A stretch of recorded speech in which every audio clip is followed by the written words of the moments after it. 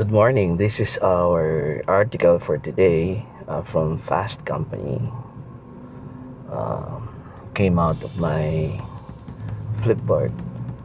History teaches three essential leadership lessons for our current crisis.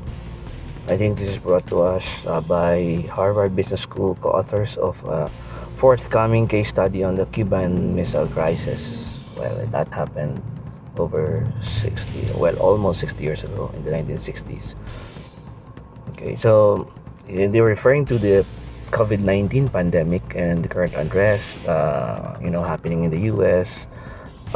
Which when you look at the news, seems that there's a civil war in there, and they're saying here that this is really a call for genuine leadership, just like what happened in the COVID-19 pandemic, which still happening right now, and it's really a call for genuine leadership. And these are three things that they're recommending leaders must be or leaders must do.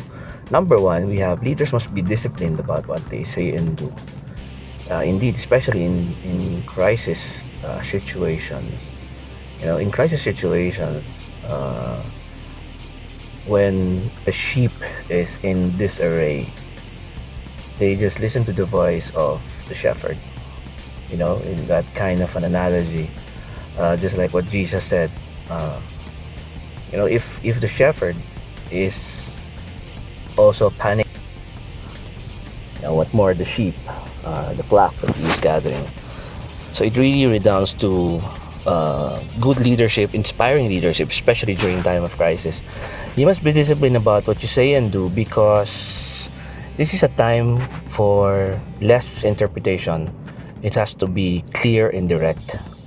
You have no time for double meaning, double talk, attacking everybody from all sides. It really has to be direction. This is our strategy. Let's communicate it. It's a time of unity. In any word of disarray, of disunity, of blaming of different parties, it will not never help. It will never help in the crisis. It will just escalate unrest and fear and anxiety. And since you are the one being looked at by your people, then what happens is they are all the more confused. So this is a time for inspiring leadership, for charismatic leadership, especially when they look at the leader and the leader seems cool, or the leader seems to be in control of the situation. Then, and he has plans, he has strategies to get out of it. Then it's a good situation. People will be happy about that. And in the, I think, in the upcoming book, they align this to the way Kennedy handled the situation. He was understandable about it. He was very careful on all the words that he is saying, especially against the then foe, the USSR government. And because at any moment it can escalate into a world war or a nuclear war, which is really very scary during that time. So we need this diligence and discipline from our leader. The daily briefings, especially, right, for each state, each place. For example, compare the daily briefings of some governors, and with the daily briefing of our own IATF and the president, and also the briefing of DOH and WHO, and how Brazilian president, for example, says that we don't believe in that. Let's go out, let's get out, and let's enjoy things, whatever. So it all redounds to the kind of leadership that we have and the right words that we say, especially during crisis moment. It's a time to unite and not to be hostile at anybody, because we are in a crisis. Second thing says here, the strong crisis leaders convene and empower experts. It's not about just you and how you think. Remember during the time when the attack on the beach of in World War II in Germany, when the Allied forces came to the beach of Normandy in France, right?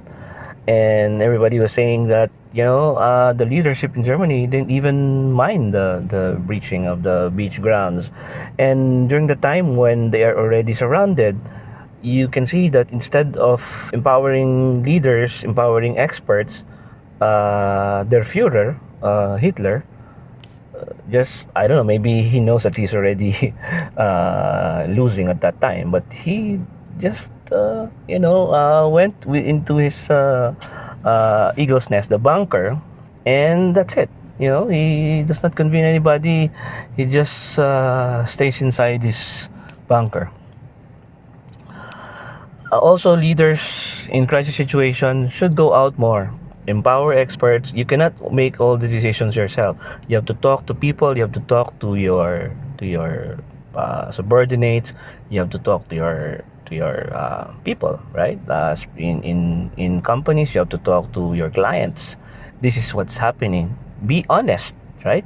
But you have to convene with your people, with your experts, because you cannot see everything from only your own perspective. This is the main idea of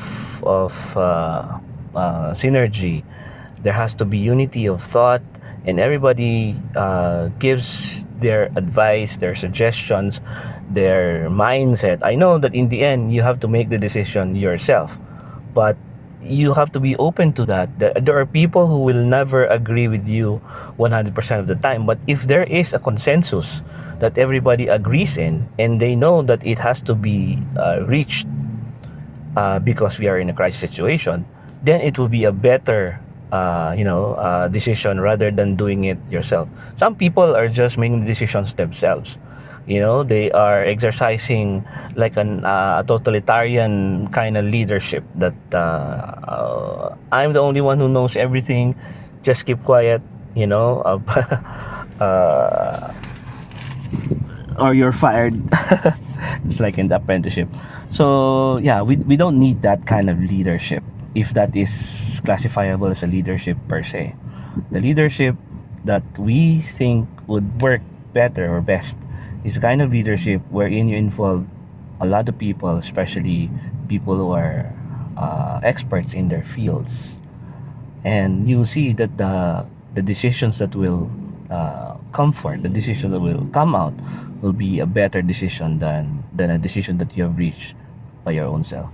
The third, last one, is that leadership requires adjusting the tempo of decision making. This is always hardest. Do I stop and really think about it before making a decision, or make the decision because it has to be efficient? So it's always a balance. The tempo has to be adjusted to make the decision the best decision at all. Of course, a decision is always better than a no decision at all. You cannot just prolong the agony and said, we have not thought about that.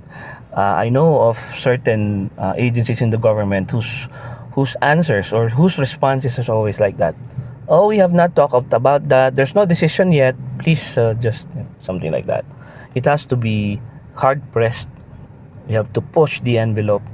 There has a timeline. There's a strong timeline, but we have to make, pour our thoughts in it before we do anything, right? Because if not, then, what's the use of all this? We have to adjust the tempo of our decision making, so that the whole nation, in fact, in the Cuban Missile Crisis, it's not just the whole nation of the US or Cuba or Russia, it's the whole world that's at stake there. In every passing hour or minute even, there's the tension, there's the risk of a world war. So the pace of your decision making counts a lot. It's not just rushing into the decision, especially if the decision must be a consensus, a decision that is reached by the team. But you have to balance speed and accuracy. You have to balance efficiency and effectiveness, because in the end, especially in the Cuban Missile Crisis, because it is a crisis, it would have ended up in a catastrophe of a world war, of a nuclear war. And in COVID-19, it's not war per se, but you can see the number of people that are dying. And it's even worse than Vietnam War, or some of the minor wars that we have. And it's almost escalated to a level of a world war even, right? So this is not really something that's that we can go easy. It's really a crisis, and we need leaders who are good in crisis situation, and that is the idea of this article.